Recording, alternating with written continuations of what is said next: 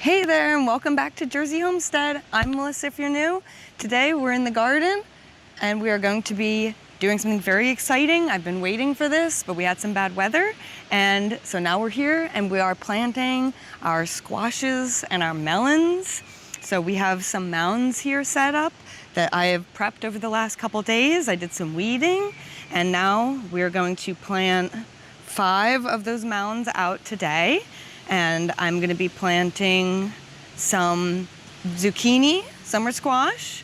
I'm going to be planting winter squash, butternut squash, and spaghetti squash. And then I'm also going to be planting some pumpkins. I've never grown squashes here before, like winter squashes or pumpkins. And I'm also, for the first time, going to be trying watermelons. And one of those is a Japanese watermelon, which I'm incredibly excited about. So I hope that you are ready to get planting with me. So here we go. Okay, so here we are at the first mound. This one I'm going to be doing zucchini in. I have a shot here of me pouring the seeds out for you so you can see them.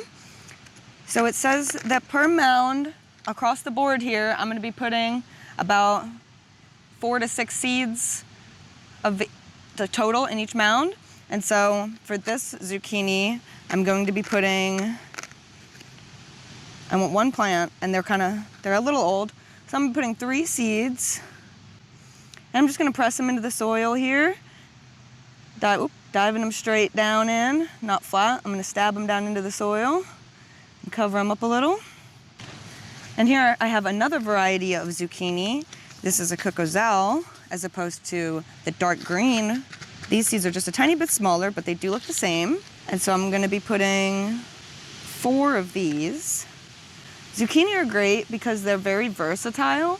I love using them in cooking. I like making zucchini bread with them. They're one of my favorite things to grow and to eat. And the chickens seem to like them too. And so I'm growing 1 mound of just zucchini so that we can get a lot of zucchini. So 2 zucchini plants, after they all pop up and I thin them out, will come out of this mound. Okay, now for our next mound, these are some vegetables that I do cook with a lot, but I've never grown. And we have spaghetti squash and winter squash, which is butternut squash. And so all of these squash seeds and plants are pretty heavy feeders. So in my garden here, I have amended it with compost and mushroom compost that we got from the garden center. And I'm gonna be fertilizing them regularly as well. And hopefully that helps compete against our soil. Since I've never grown any of these plants before, other than the zucchini, it's gonna be a real experiment to see if I'm able to grow them here, because I'm really just not sure how they're gonna do. For reference, I am in the Pine Barrens in Zone 7A, I believe, in New Jersey. So if you are growing in similar conditions to me, give me a subscribe, like the video, and we are gonna continue with this planting. I'm just doing the butternut squash now. And like I said, each mound is gonna end up with 2 plants. So we're gonna have 2 different varieties on this mound. I'm just gonna cover them up a little bit. Great. Okay, here we are at the 3rd mound. And now we're getting into something that I'm not very familiar with cooking or growing. And so we're gonna get into the pumpkins, which I'm very excited about because we can decorate with them and I'll be able to start trying to cook with them. They're something that's really good for canning. And honestly, one of the things that I'm most excited about this for is for the chickens, because the chickens really like pumpkins. And so this is gonna provide a good amount of food for both us and the chickens, which I'm quite excited about. And these ones are little mini pumpkins, and I think they only produce pumpkins that are 4 to 6 inches big. And so that's gonna be quite exciting. And then those are gonna be the best for decorating around the windows, and then also for giving to the chickens. And these other ones that I have in this mound, I'm gonna pairing them. So these are little tiny pumpkins, and then I have big giant pumpkins. So these are Cinderella pumpkins, and their seeds are so much bigger than the mini pumpkin seeds. They're the biggest seeds so far out of all of them. So that's gonna be quite exciting. I might be overplanting these. Some of them say 5 to 6 feet. They're all about 3 to 4 feet apart, all of these mounds. But all my lettuces are back behind me and they're not growing that well. And once it gets really warm, they're gonna fade out. And so I'm just gonna let these vine out into that area, which is gonna double their space. And I'm gonna be bringing out a little bit of a trellis to help, at least for the pumpkins, so that they can grow over those to provide them with a little bit more space. Okay, let's move on to the next mound. Okay, we're at the next mound and we're still planting pumpkins.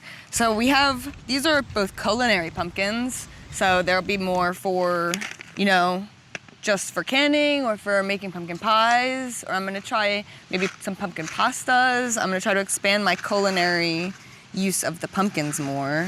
And so these are Jarendale pumpkins. They actually have like a really pretty gray, blue, silverish flesh to them, skin to them, and their flesh is still a regular orangey color.